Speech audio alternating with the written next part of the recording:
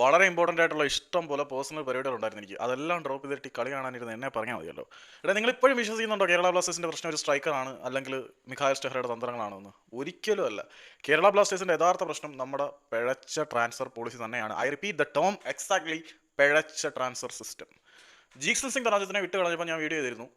ജീക്സൺ പോകുന്നതിന്റെ പ്രശ്നം എന്ന് പറഞ്ഞാൽ നമ്മൾ ഉദ്ദേശിക്കുന്ന ഒന്നുമല്ല നടക്കാൻ പോകുന്നത്. കാരണം ജീക്സനെ പോലെ ആ ഒരു പൊസിഷനിൽ കളിയുടെ മൊമെന്റം കൺട്രോൾ ചെയ്യാൻ പറ്റുന്ന ഒരു പ്ലെയർ ഇന്ത്യയിൽ വേറെ ഇല്ല. ഇന്ത്യയിലെ ഏറ്റവും ബെസ്റ്റ് പ്ലെയർ ആ പൊസിഷനിൽ ജീക്സൺ സിംഗ് ധനാജൻ തന്നെയാണ്. രാജ്യത്തെ ഏറ്റവും മികച്ച താരത്തിനെ നമ്മൾ റെക്കോർഡ് ട്രാൻസ്ഫർ ഫീസ് വാങ്ങിച്ച് വിറ്റ് തുലച്ചപ്പം ചില അന്ധം ആരാധകരിരുന്ന് ന്യായീകരിക്കുന്നുണ്ടായിരുന്നു. നമുക്ക് അസറുണ്ട്, ബിപിനുണ്ട്, ഫ്രെഡി ഉണ്ട്, നമ്മുടെ അക്കാഡമിയിലെ പിള്ളേരുണ്ട്, യോഷിൻ ബെമീറ്റയുണ്ട്. എടേ ആരൊക്കെ എങ്ങനെയൊക്കെ വന്നാലും ജീക്സന്റെ ക്വാളിറ്റി ആ കാര്യത്തിൽ വേറെ ലെവൽ തന്നെയാണ്. ഇന്നത്തെ മത്സരത്തിൽ കേരള ബ്ലാസ്റ്റേഴ്സ് ഏറ്റവും കൂടുതൽ അനുഭവിച്ച പ്രശ്നം മിഡ്ഫീൽഡിൽ മൊമെന്റോ ഇല്ലായിരുന്നതാണ്.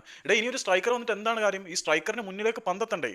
എതിരാളികളുടെ ആക്രമണത്തിനെ കൃത്യമായിട്ട് മധ്യനിരയിൽ വെച്ച് ബ്രേക്ക് ചെയ്തിട്ട് അവിടെ ഗെയിമിന്റെ കൺട്രോൾ ഏറ്റെടുത്ത് മുന്നിലേക്ക് പന്ത് സപ്ലൈ ചെയ്യാൻ അല്ലെങ്കിൽ സപ്ലൈ ചെയ്യാൻ ആവശ്യമായ സാഹചര്യം ഒരുക്കാൻ കപ്പാസിറ്റി ഉള്ള ഒരു ഡിഫൻസീവ് മിഡ്ഫീൽഡർ ആവശ്യമാണ്. നിലവിലെ കേരള ബ്ലാസ്റ്റേഴ്സ് വിദേശ സൈനിങ്ങിലേക്ക് പോകുമ്പോൾ ഒരു സ്ട്രൈക്കറെക്കാട്ടി ഉപരിയായിട്ട് മുന്നിലേക്ക് പന്ത് എത്തിക്കാൻ ഒരു ഡിഫൻസീവ് മിഡ്ഫീൽഡറെ സൈൻ ചെയ്യണമെന്നാണ് എൻ്റെ ഒരു പേഴ്സണൽ ഒപ്പീനിയൻ. കേരള ബ്ലാസ്റ്റേഴ്സിന് ഇപ്പോൾ വേണ്ടത് ഒരു സ്ട്രൈക്കർ അല്ല, ഒരു മിഡ്ഫീൽഡറാണ്. അത് വളരെ വലിയൊരു പ്രശ്നം തന്നെയാണ്. ഇനി ഏത് കൊമ്പത്തെ സ്ട്രൈക്കറെ കൊണ്ടുവന്നെന്ന് പറഞ്ഞാൽ പോലും മുന്നിലേക്ക് പന്ത് എത്തിയില്ലെങ്കിൽ കാര്യമില്ല. നമ്മൾ അഡ്രിയാൻ ലൂണ പോലും ഇന്ന് നിലാവത്ത് അഴിച്ചുവിട്ട കോഴിയെ പോലെയാണ് കളിച്ചുകൊണ്ടിരുന്നത്. കാര്യം ഡയറക്ഷൻ ഇല്ലടേ, ഡയറക്റ്റ് ചെയ്യാൻ ആളില്ല.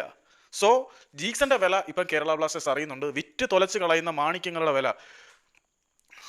സഹല് പോയതൊന്നും ഒരു പ്രശ്നമേ അല്ല, ആര് പോയാലും ഒരു പ്രശ്നമല്ല. പക്ഷേ ഗെയിം കൺട്രോൾ ചെയ്യുന്ന ജീക്സൺ പോയതിന് പകരം ഒരാളെ കൊണ്ടുവരാതെ ഈ ടീം ഗതി പിടിക്കാൻ പോകുന്നില്ല. ഇനി ISL ഈ കളിയും കൊണ്ടാണ് പോകുന്നതെങ്കിൽ എടുത്തുടുത്ത് വിടും. ബംഗളൂരു തന്ന ആന ബിരിയാണി ഒന്നും അല്ല കിട്ടാൻ പോകുന്നത്.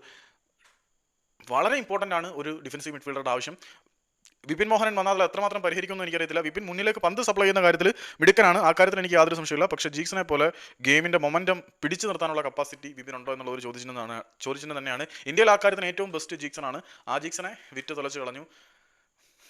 അന്ധമായിട്ട് സപ്പോർട്ട് ചെയ്യുന്നവരോട് ഒരു കാര്യം, നമ്മൾ ഒരുപാട് പ്ലേയേഴ്സിനെ, നല്ല പ്ലേയേഴ്സിനെ ഡെവലപ്പ് ചെയ്തിട്ടുണ്ട്, ഡെവലപ്പ് ചെയ്തവരെല്ലാം വിറ്റ് തുലച്ചിട്ടുണ്ട്. അതിന് അനുകൂലമായിട്ടുള്ള അല്ലെങ്കിൽ അതിനനുസരിച്ചുള്ള ഒരു ബാക്കപ്പിനെ നമ്മൾ സൈൻ ചെയ്തിട്ടുണ്ടോ? നമ്മൾ ഡൊമസ്റ്റിക് മാർക്കറ്റിൽ നിന്ന് എത്ര പേരെ സൈൻ ചെയ്തിട്ടുണ്ട്? മറ്റ് ക്ലബ്ബുകളെല്ലാം ഡൊമസ്റ്റിക് സ്ട്രെങ്ത് ഭയങ്കരമാണ്. ഇന്ന് ബംഗളൂരിൻ്റെ തന്നെ ഇന്ത്യൻ സ്ക്വാഡ് നിങ്ങളൊന്ന് എടുത്തു നോക്കിയേ.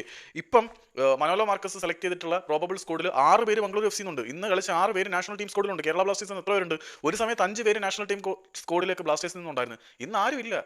ഡൊമസ്റ്റിക് പ്ലേയേഴ്സ് ഇല്ലാതെ എവിടെ എങ്ങനെ പോയി നിൽക്കാൻ ഈ ഒരു ക്ലബ്ബ്? എവിടെ വരെ പോവും? ചത്ത് തൊലയും. കൊമ്പൻ പകുതിക്ക് വെച്ച് ചത്ത് മലയ്ക്കാതിരിക്കണമെങ്കിൽ മധ്യനിരയിലെ പ്രശ്നമാണ് ആദ്യം പരിഹരിക്കേണ്ടത്. സ്ട്രൈക്കറൊക്കെ പിന്നത്തെ കാര്യം. അന്ധമായിട്ട് സപ്പോർട്ട് ചെയ്യാതിരിക്കുക. ഞാൻ ഈ ഒരു കളി തോറ്റപ്പെടുത്തേക്ക് എഴുതി തള്ളുന്നൊന്നുമല്ല. ഇനിയും തിരിച്ചു വരാൻ സമയമുണ്ട്. മിഡ്ഫീൽഡിലെ പ്രശ്നം തന്നെയാണ് ബ്ലാസ്റ്റേഴ്സിന് ഏറ്റവും വലിയ പ്രശ്നം. അത് പരിഹരിക്കാതെ ഇനി ഏത് കൊടികിട്ടിയ സ്ട്രൈക്കർ വന്നെന്ന് പറഞ്ഞിട്ടും കാര്യമില്ല.